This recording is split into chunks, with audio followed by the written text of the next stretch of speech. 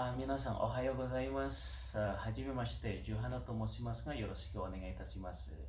日本語通訳者と英語の通訳者として今仕事をやっています。よろしくお願いいたします。Well, as I mentioned earlier in my Japanese introductions, I have been working as a Japanese and English interpreters for more than 15 years. And today I'm going to share with you something about the importance of learning Japanese, why it matters, and what benefits it offers to you for your futures. Menarik untuk kita bahas apa sih keuntungannya belajar bahasa Jepang dan apa keuntungannya bahasa Jepang untuk masa depan Anda. Baik. Baik, kita sambung cerita tadi. Ketika dulu saya kuliah di program Diploma 3, jurusan bahasa Jepang Universitas Pajajaran, saya punya banyak teman dekat ya. Nah, hari ini saya mau cerita salah satunya. Oke, teman dekat saya ini sebut saja namanya Abe. Nah, Abe ini kelihatannya ketika masuk jurusan bahasa Jepang itu bukan pilihan utama dia. Itu terlihat dari motivasi dia ketika dia belajar bahasa Jepang selama 3 tahun itu kelihatannya tidak ada sama sekali, tapi dia tetap bertahan di situ. Dan akhirnya memang terbukti ya dari hasil dari nilai-nilainya, dari hasil belajarnya itu sama sekali tidak memuaskan. Nah, untuk Abe sendiri kesadaran bahwa dia tidak belajar serius itu baru muncul justru ketika dia sudah lulus. Dia baru menyadari bahwa selama 3 tahun saya belajar ternyata saya tidak bisa apa-apa. Harusnya saya bisa minimal bicara bahasa Jepang untuk keperluan sehari-hari misalnya seperti itu, tapi sama sekali dia tidak bisa melakukan itu.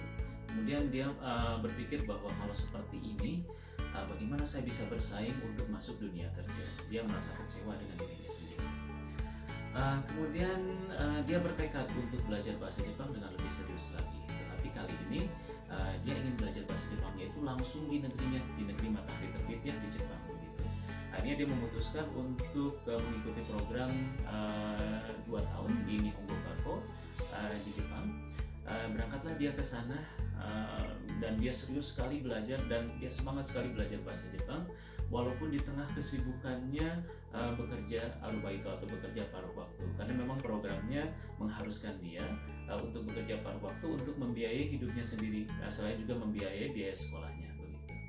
Tapi di tengah kesibukannya itu dia masih tetap bisa semangat. Kenapa? Karena mindsetnya sekarang berbeda. Dia merasa bahwa saya harus mendapatkan sesuatu dengan mengorbankan waktu, dengan mengorbankan tenaga dan energi seperti ini.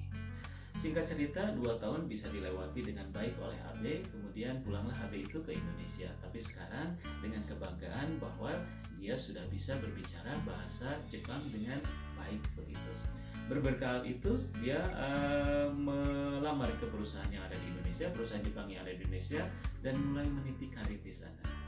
Nah, rekan-rekan muda, rekan-rekan profesional sekalian, 2 minggu yang lalu kebetulan saya ketemu dengan si Abe ini. Nah, kemudian dia menyodorkan kartu nama saat itu dengan bangga, wajahnya sumringah begitu ya, kelihatannya waktu itu. Kemudian saya baca, ternyata di atas kartu namanya tersebut tertulis General Manager. Minasan, sugoi desu ne. Kore ga Nihongo no okage desu. Oke, bagaimana dengan cerita tadi yang pertama?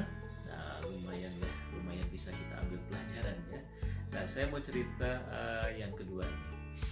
Kalau cerita yang kedua ini terkait dengan seseorang yang kecintaan terhadap bahasanya lumayan besar.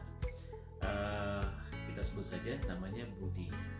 Nah, Budi ini sangat menyenangi bahasa, terutama bahasa asing ya, bahasa Inggris, dari sejak dia mengenal bahasa tersebut di SMP. Kemudian ketika dia sekolah di SMA, dia semakin memperdalam bahasa tersebut dengan aktif di klub bahasa Inggris yang ada di kotanya. Dari situ dia berpikir bahwa nanti kalau saya kuliah saya mau ngambil jurusan bahasa Inggris. Tapi sayangnya ketika lulus SMA, kondisi keuangan keluarganya tidak memungkinkan untuk bisa menyekolahkan Budi di universitas. Nah, saat itu apakah Budi kecewa atau sedih? Ya tentu saja ya. Tetapi dia alhamdulillah untungnya tidak berkecil hati, tidak patah semangat. Nah, hikmahnya ketika Budi tidak kuliah, jadi dia berusaha untuk mencari kegiatan untuk mengisi waktu senggangnya. Waktu itu dengan kondisi keuangan yang terbatas, Budi mencari tempat kursus yang paling murah. Dapatlah tempat kursus bahasa Jepang. Nah, disitulah dia mulai mengenal bahasa Jepang. Ketika akan belajar bahasa Jepang, Budi tidak berpikir akan menyukai bahasa Jepang tersebut. Tetapi ketika hari pertama dia belajar bahasa Jepang, langsung jatuh hati. Nah, langsung menyenangi bahasa Jepang. Nah, dari situ dia belajar semangat, belajar giat begitu. Dan kemudian ketika tahun berikutnya Budi dapat kesempatan untuk kuliah bahasa, untuk kuliah saat itu, akhirnya Budi bukan mengambil kuliah bahasa Inggris tetapi bahasa Jepang sebagai jurusan yang dipilihnya.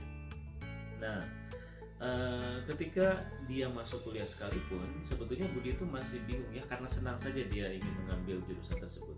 Tetapi dia masih bingung sebetulnya prospek ke Jepangnya itu, prospek ke depannya untuk yang jurusan bahasa Jepang itu seperti apa. Nah, untungnya ada senior-senior yang datang ke kampus untuk sharing pengalaman. Dari situ terbukalah pikiran bahwa ternyata jurusan bahasa Jepang itu prospeknya luar biasa. Bahkan bisa dapat kesempatan ke Jepang tanpa harus mengeluarkan biaya sendiri. Nah, dia bertekad, jadi saya juga harus bisa pergi ke Jepang, saya juga harus bisa bekerja di perusahaan Jepang.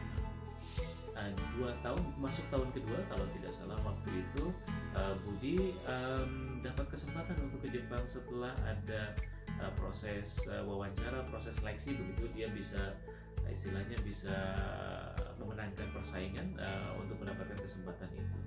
Nah, untuk Budi yang kondisi keuangan keluarganya relatif terbatas, berangkat ke Jepang dengan biaya sendiri itu adalah sesuatu hal yang mustahil, hanya sekedar impian saja begitu.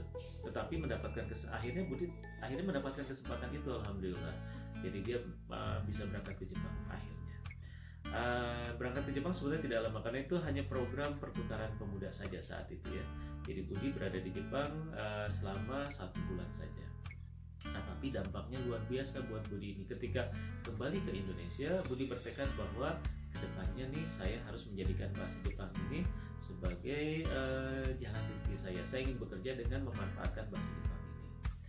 Singkat cerita, sekian tahun berselang, alhamdulillah Budi ini sekarang bisa bekerja dengan memanfaatkan kemampuan bahasa Jepangnya sebagai juru bahasa dan juga sebagai penerjemah.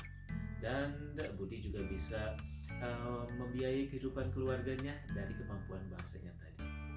Jadi kelihatannya rekan-rekan sekalian sudah bisa mengira-ngira ya sebetulnya siapa Budi ini sesungguhnya.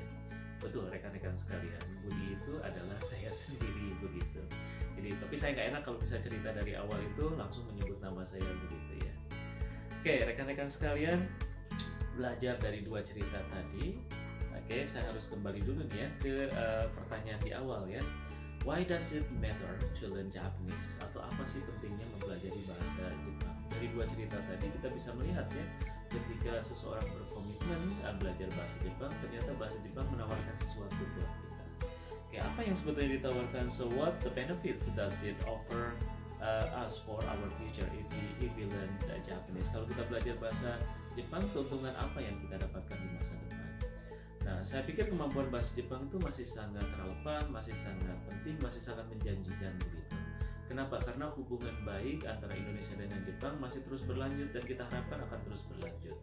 Itu dampaknya adalah bahwa sampai sekarang akan bertambah insya Allah perusahaan-perusahaan Jepang yang beroperasi di Indonesia. Dengan begitu kebutuhan akan tenaga kerja yang bisa berbahasa Jepang itu akan sangat dibutuhkan baik sekarang maupun ke depannya. Nah, kita bisa bekerja di sana baik sebagai Japanese speaking staff atau kita juga bisa bekerja sebagai juru bahasa atau interpreter atau penerjemah atau translator begitu. Itu yang ingin saya sampaikan pada kesempatan kali ini rekan-rekan sekalian. Jadi saya cukupkan dulu ceritanya sampai di sini. Untuk menutup saya ingin mengucapkan terima kasih kepada Sigit Sensei, dosen pengampu mata kuliah Public Speaking di Universitas Widyatama yang mendorong saya, memotivasi saya untuk bercerita seperti ini hari ini di video ini. Dan doakan, harapan saya adalah bahwa video pertama ini bukan menjadi video yang terakhir di YouTube channelnya Pojok Belajar Kanji. Minasan, ijo de. Arigatou gozaimasu.